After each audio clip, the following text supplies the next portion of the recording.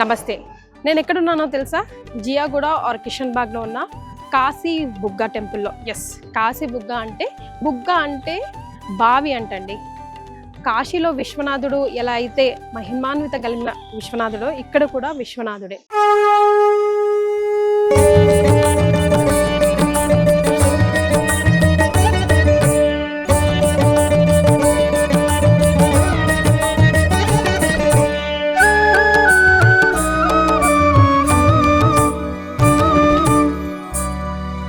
హైదరాబాద్ పరిసర ప్రాంతాల్లో ఉన్న వాళ్ళకైతే సుపరిచితమే ఈ ఆలయం. పురాతనమైన ఆలయం, కానీ వైబ్రేషన్ వేరే లెవెల్ అండి. నిజంగా ఆలయం లోపలికి వెళ్తే ముఖ్యంగా పైన ఈ చెట్లు చూసారా, 5 చెట్లు ఒకే దగ్గర పెనవేసుకున్నట్టు 5 రకాల వృక్షాలు.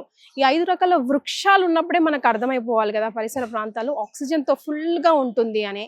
ఈ రోజు మనం వచ్చాం, శుక్రవారం పూట మేము షూట్కి వచ్చాం, కానీ నిన్నటి వరకు అయితే ఆల్మోస్ట్ అక్కడ వృక్షాలు ఉన్న వరకు కూడాను ఈవెన్ శివుడు కూడా మొత్తం మునిగిపోయేంత వాటర్ ఉన్నాయంట. ఎందుకంటే పక్కనే మూసీ నది ఉంది కాబట్టి మూసీ నదిలోకి వాటర్ ప్రవహించలేక ఫ్రీగా వెళ్ళలేక ఇక్కడ ఆగిపోయి ఉండి మొత్తం ఆలయం అంతా కూడా నీట్గా మునిగిందంట నిన్నటి వరకు. ఈ రోజే కొంచెం కంప్లీట్గా ఆలయాన్ని మళ్ళీ శుద్ధి చేసి ఓపెన్ చేయడం జరిగింది. కార్తీక మాసం సందర్భంగా కాశీ బుగ్గ ఆలయం ప్రాముఖ్యత గురించి, విశిష్టత గురించి, అసలు ఈ ఆలయం ఇక్కడ ఎలా వెలిసింది, స్వయంభూగా విశ్వనాథుడు ఇక్కడ ఎలా ఉన్నాడో అడిగి తెలుసుకుందాం అయ్యవారిని. పదండి.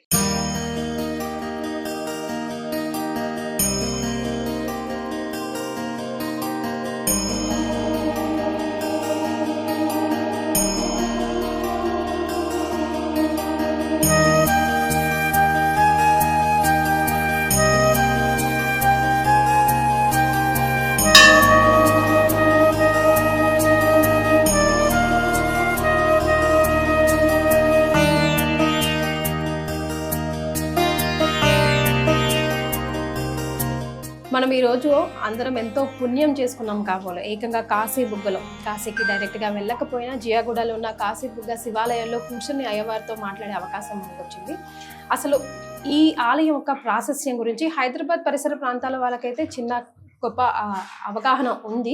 అంతర్లోతుగా అసలు ఏంటి ఈ గుడి ప్రాశస్యం, ముఖ్యంగా కార్తీక మాసంలో అసలు మేము వచ్చిన గంట సేపట్లోనే ఎంతమంది భక్తులు వచ్చారో, విచ్చేసారో. అసలు ఆరతి అయ్యేవరకు, నైవేద్యం అయ్యేవరకు కూడా చాలా ఓపికగా వెయిట్ చేస్తున్నారు. అండ్ కొంచెం డిఫరెంట్గా అనిపించింది వివిధ ఆలయాల కన్నా ఇక్కడ నాకు పూజా విధానం కూడా. ఒకసారి గురుగారితో అడిగి తెలుసుకుందాం. నమస్తే అండి. నమస్కారం. స్వామి శరణమయ్యప్ప. ఎన్నాళ్ళ చరిత్ర ఉందండి ఈ ఆలయానికి?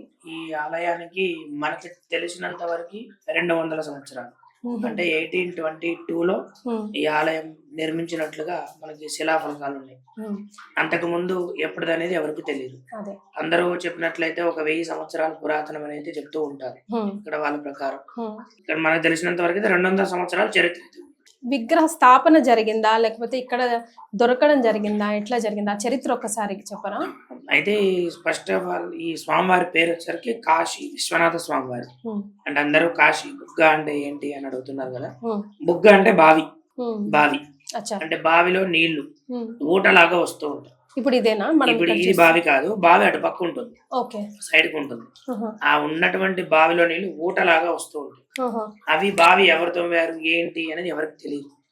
అవి పురాతనమైనటువంటి బావి. కొన్ని 100 ఏళ్ల బట్టి ఈ నీళ్లు ఇలా ప్రవహిస్తూనే ఉన్నాయి స్వామివారి మీద నుంచి. ఇక్కడ అదే కదా మనం ఎక్కడైనా శివాలయాల్లో పైన కమండల్ లాగా ఉండి డ్రాప్ పాత్ర పెట్టి అందులో నీళ్లు పోస్తారు, స్వామి మీదకి వస్తాయి. ఇక్కడ మనం ఏమీ పొయ్యక్కర్లేదు. స్వామివారి మీద గంగమ్మ తల్లి అభిషేకించుకుంటూ వెళ్తూ ఉంటుంది. ఇది ఎన్నో 100 సంవత్సరాల చరిత్ర. మనకు తెలిసినంత వరకు 200 సంవత్సరాల క్రితం, 200 కాదు 400 సంవత్సరాల క్రితం ఢిల్లీలో రాఘవ రామ్జీ అనేటువంటి ఒక మహారాజు గారు ఉండేవారు. ఆ యొక్క రాజుగారికి ఇటుపక్క మనకి రోడ్డు అవతల మురళీ మనోహర్ ఆలయం ఉంది, శ్రీకృష్ణ వాళ్ళ టెంపుల్.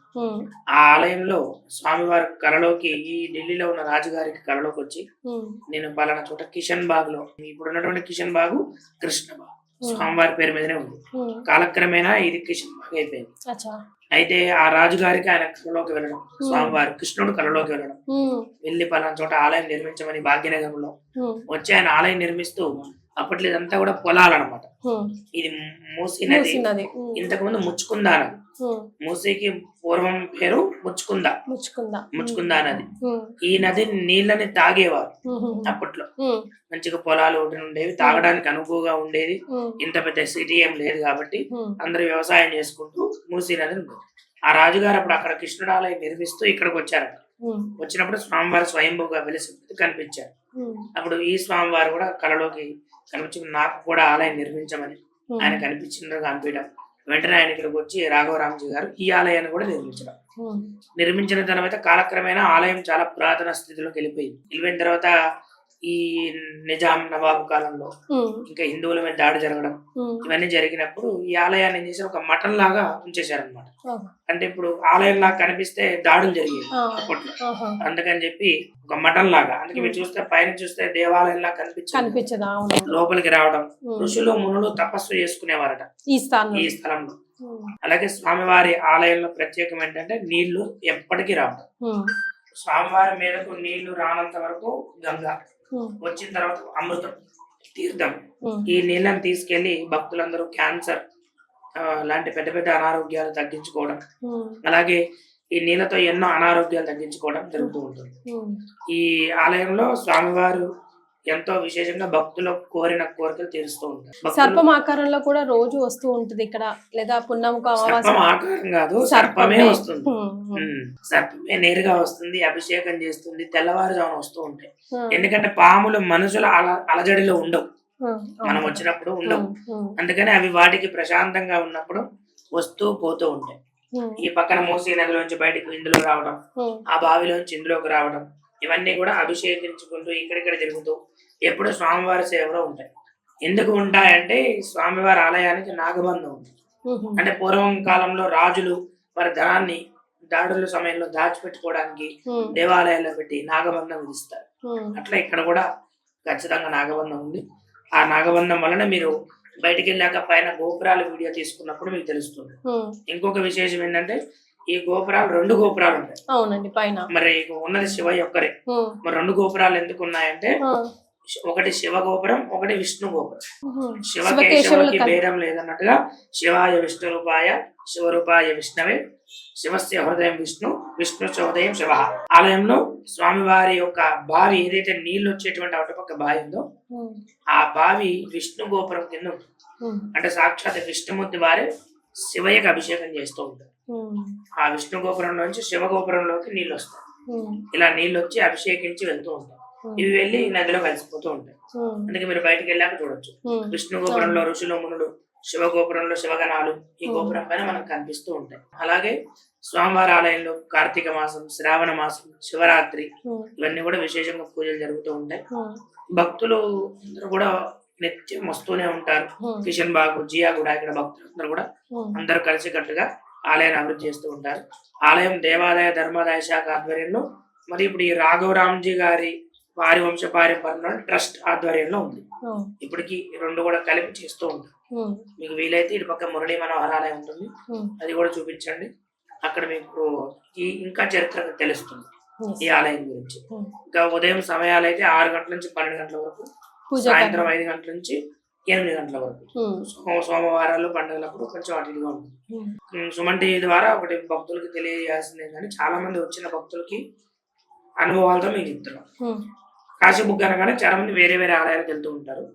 కాశీబుగ్గ అంటే ఈ ఆలయానికి మీరు ప్రత్యేకంగా రావాలంటే కింద కిషన్ బాగ్ అని టైప్ చేసుకోండి. కాశీబుగ్గ కిషన్ బాగ్ అని టైప్ చేస్తే, జియాగూడ అని టైప్ చేస్తే రాదు. కాశీబుగ్గ అని టైప్ చేస్తే హైదరాబాద్ లో 3-4 కాశీబుగ్గలు ఉంటాయి, ఎక్కడెక్కడికో వెళ్తారు. కాబట్టి కిషన్ బాగ్ అని టైప్ చేయండి, నియర్ జూ పార్క్. ఇది గుర్తు పెట్టుకుంటే ఈజీగా ఉంటుంది. స్వామివారి ఎంతో మహిమగల దేవాలయం. అట్లాగే అయ్యగారు బయట 5 రకాల చెట్లు ఒకే దగ్గర పెనవేసుకున్నట్టు ఒకే దగ్గర ఉన్నట్టు ఉన్నాయి, దాని విశిష్టత ఏంటో? అయితే అన్ని ఆలయాల్లో మనకి రావి చెట్టు, వేప చెట్టు, అలాగే మేడి చెట్టు ఉంటాయి. ఇక్కడ రావి, వేప, మేడి, మర్రి, అశోక చెట్లు కలిపి ఉంటాయి అన్నమాట. అంటే 5 రకముల చెట్లకి మనం పూజ చేయటం అనేది విశేషం. హిందూ సాంప్రదాయంలో చూసినట్టయితే ఈ చెట్లు విడివిడిగా ఒక్కొక్కటి ఉన్నా, 5 కలిపి ఉన్నా, లేదా 2 కలిపి ఉన్నా మనం పూజలు చేస్తూ ఉంటాం. ఆ ఉద్దేశంతోనే పూర్వకాలంలో 5 కలిపి వేశారు. 5 కలిపి ఉన్న చోట ఇంకా 5కి కలిపి పూజ చేసిన ఫలితం ఒక దగ్గర మనకు లభిస్తుంది. అది కాశీబుగ్గ ఆలయంలో మనకి దొరుకుతుంది. చూస్తుంటేనే ఒక రకమైన చాలా వైబ్రేషన్. పురాతనం అది కూడా 500 సంవత్సరాల చరిత్ర ఆ చెట్టుకు ఉంది. అలాగే ఆ చెట్టుకి మనం ముడుపు కడుతూ ఉంటాం. మన కోరికలు ఏవైతే ఉంటాయో వారికి విన్నవించుకొని ఒక 41 ప్రదక్షిణాలు చెట్టుకి ప్రదక్షిణాలు చేసి స్వామికి వచ్చేటువంటి నీళ్ళని ఆ ముడుపు మీద జల్లేసి తర్వాత చెట్టుకి మనం కోరిక కోరుకుని కట్టేసుకుంటాం. భక్తులు ముడుపులు కోరికలు తీరిన వాళ్ళు మళ్ళీ తిరిగి వస్తూ ఉంటారు. కొంతమంది భక్తులు 5 సోమవారాలు వస్తారు, కొంతమంది 11 సోమవారాలు, ఇలా వాళ్ళ వాళ్ళ కోరికను బట్టి వాళ్ళ ఓపికను బట్టి వస్తూ పోతూ ఉంటారు. అలాగే ఎక్కువ నీళ్లు వచ్చినప్పుడు కూడా ఆలయం మునిగిపోతూ ఉంటుంది.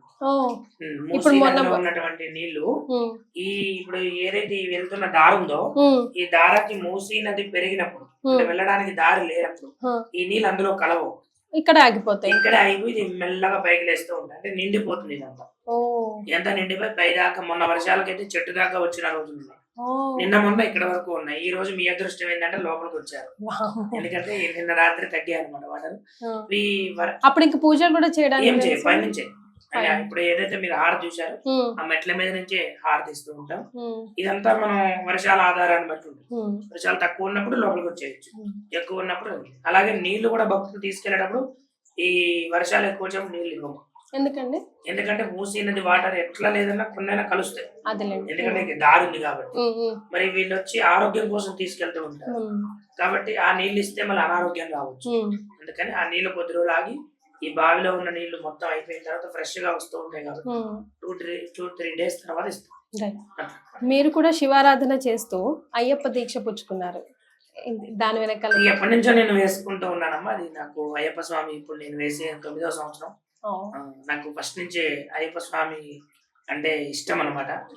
మా గురుస్వామి అప్పుడెప్పుడో గణేశస్వామి వేయించారు. అప్పటి నుంచి కంటిన్యూగా వేసుకుంటూ ఉన్నాం. ఇది ఆ స్వామి అనుగ్రహం. మనం వేసుకోవాలనుకుంటే కుదరదు, అయ్యప్ప స్వామి అనుగ్రహం కూడా కలగాలి. దీక్ష తీసుకోవాలంటే అలా స్వామి అనుగ్రహం. ఈ శివయ్య పుత్రుడు అయ్యప్ప కాబట్టి ఈయనకి చేసిన ఆయనకి, ఆయన చేసిన ఈయనకి. మీకు ఆయనకి ఉన్న కనెక్షన్ ఎలాంటిదండి? మీకు ఏమైనా అటాచ్మెంట్ గానీ కల్లో కనిపించడం కానీ కనిపిస్తుంటారమ్మా? ఎందుకంటే ఇప్పుడు సర్పాలు కనిపిస్తుంటాయి. స్వామి వారి మహిమ మనం ఏదైనా బాధ వచ్చి చెప్పుకున్నప్పుడు బాధ వెంటనే తీరిపోతుంటది, దారి దొరుకుతుంటది. అంటే ఇప్పుడు ఎక్కడైనా ఇక్కడే కాదు, ఏ భక్తులకైనా సరే కావాల్సింది అంటే భక్తులు వచ్చేది బాధలు ఉన్నప్పుడే. సంతోషంగా ఉన్నప్పుడు, డబ్బులు ఉన్నప్పుడు ఎవ్వరూ రాదు. ఆ బాధలు ఉన్నప్పుడు శివయ్యకి చెప్పుకుంటాం, శివయ్య వింటాడు. ఆ బాధ న్యాయమైంది ధర్మమైనది తీరుస్తాడు, అధర్మమైంది అన్యాయమైనది తీరు. స్వామికి చెప్పుకుంటే ఖచ్చితంగా వింటాడు. అందులో ఎటువంటి సమస్య లేదు. అది సందర్భం వచ్చినప్పుడు తీరుతాడు. ఓపిక పట్టాలి, సమయం స్వామికి ఇవ్వాలి. కానీ ఇందాక ఆరతి ఇచ్చే టైంలో కూడా అసలు మనసంతా ఒకలాగా గూస్ బంప్స్ వచ్చాయండి. ఈ రోజు మీరు చూసిన హారతి ఒక 1%. సోమవారం రోజు పెద్ద పెద్ద పండగలప్పుడు వచ్చి చూస్తే అది 100% ఉంటుంది. ఇంకా భక్తులు ఎక్కువ ఉంటారు, హారతి ఎక్కువ బాగా జరుగుతుంది, అట్లా విశేషంగా జరుగుతుంటది. కానీ ఎక్కడైనా గుళ్ళు డెవలప్ కాకుండా పురాతనగా అట్లాగే ఉంటే ఆ పవర్ ఎక్కడికి వెళ్ళదేమో అనిపిస్తుంది. ఎందుకంటే స్థానబలం వన్స్ లేకపోతే విగ్రహాన్ని కదపడము అట్లా ఇట్లా చేస్తే ఎంతైనా కొంచెం ఇది అలాగే ఉండడానికి, దీన్ని ఇంకెక్కువ డెవలప్ చేయకపోవడానికి కారణం ఏమైనా ఉందా? అవకాశాలు లేవు. ఎందుకంటే స్వామివారి స్వయంభు శివలింగాన్ని ఎప్పుడు కదల్చలేదు. ఎప్పుడైనా స్థాపన చేసిన లింగాన్ని ఎప్పుడైనా కదిలించవచ్చు. మనకంటే మనమే పెట్టాం కాబట్టి మనం తీసి ఎక్కడైనా పెట్టచ్చు, మంత్రపూర్వకంగా పద్ధతి పూర్వకంగా పెట్టచ్చు. కానీ స్వయంభు శివలింగం ఎవరు పెట్టలేదు. స్వామి అంటారికి స్వామి ఇక్కడ రావాలనుకున్నారో వచ్చారు. ఇంకా ఆయన కదిలించడం వల్ల ఉపయోగం లేదు, కదిలిస్తే ఫలితాలు కూడా రావు, ఇంకా అనర్థాలు వస్తాయి. ఎప్పుడైనా స్వయంభు శివలింగాలు కానీ స్వయంభు దేవతలు కానీ కదిలించకూడదు. అది ఎంత ఇబ్బంది ఉన్నా ఇట్లాగే రావాలి, ఇట్లాగే పోవాల్సిందే. ఇలా ఎన్నో దేవాలయాలు లేవు మనకి. అలా కాబట్టి కదిలించడానికి ఉండదు. ఇదిలాగే ఇంకా ఈ మధ్య యూట్యూబ్ సోషల్ మీడియా ద్వారా భక్తులు చూసి ఎంతో మంది బాగా వస్తూ ఉన్నారు. ఇంతకు ముందు లేదు, ఇప్పుడు బాగా వస్తూ ఉన్నారు భక్తులు కూడా. అందరూ ఈ మధ్య మన హిందుత్వం, మన ధర్మం కూడా పెరుగుతుంది అందరు. కాకపోతే వచ్చే భక్తులు అందరూ ఏంటంటే కొంచెం స్వామివారి మీద భక్తితో రావాలి. అలాగే సరైన వస్త్రాలు ధరించి రావాలి, ఆడవాళ్ళు కానీ మగవాళ్ళు కానీ. మనం దేవాలయంకి వెళ్తున్నామంటే దేవాలయానికి సంబంధించి వస్త్రాలు ధరించాలి. మనం పబ్బుకి వెళ్తున్నాం కదా, పబ్బుకి ఎట్లా రెడీ అయిపోతారు, అట్లా గుడికి వెళ్తున్నప్పుడు గుడి కూడా ఆలోచన చేసి రావాలి. భక్తులు వస్తూ ఉంటారు, వాళ్ళు మనం ఏమనలేము, వాళ్ళు ఆలోచించుకొని మంచిగా వస్తే ఇంకా సంతోషం. ఎందుకంటే వాళ్ళ వల్ల పక్కన వాళ్ళకి ఇబ్బంది కాకుండా.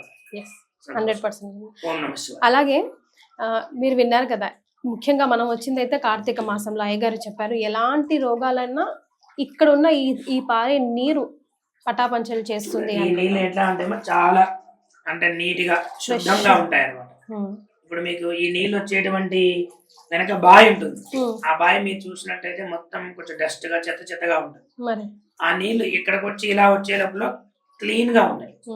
ఈ మరి క్లీన్ అయ్యే ప్రాసెస్ ఎక్కడనేది కూడా ఎవరికి తెలియదు. మనం చూసినా కూడా ఎక్కడ కనిపించదు. ఇప్పుడు బావి వెనక ఉంటది, నీళ్ళు ఎక్కడి నుంచి వస్తాయి, దీనికి దారి తెలియదు, నీళ్ళు ఎక్కడి నుంచి వస్తాయో తెలియదు. ఇలా రకరకాల మాయలు, స్వామివారి అద్భుతాలు కనిపిస్తూ ఉంటాయి కాశీబుగ్గ క్షేత్రంలో. సో తప్పకుండా మీకు ఎలాంటి కోరికలు ఉన్నా కూడా మీరు నెరవేర్చుకోవాలంటే గనక అయ్యగారు చెప్పినట్టు జియాగూడ అని కాకుండా కిషన్ బాగ్ కాశీబుగ్గ ఆలయం అని టైప్ చేస్తే కనుక సరాసరి ఇక్కడికే రావచ్చు. చాలా చాలా పురాతన టెంపుల్ ఆలయం అండి, చాలా చాలా మహిమాన్వితం.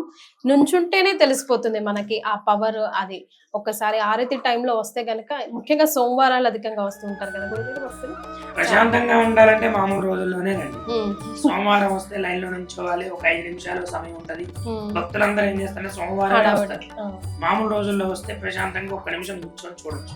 సోమవారం వస్తే వస్తారు, వెళ్ళిపోతారు. అంటే అంత దూరం నుంచి వస్తారు కాబట్టి వాళ్ళకు కూడా అతృప్తి ఉంటుంది. మామూలు రోజుల్లో ఒకసారి రండి, సోమవారం ఒకసారి రండి. తప్పకుండా.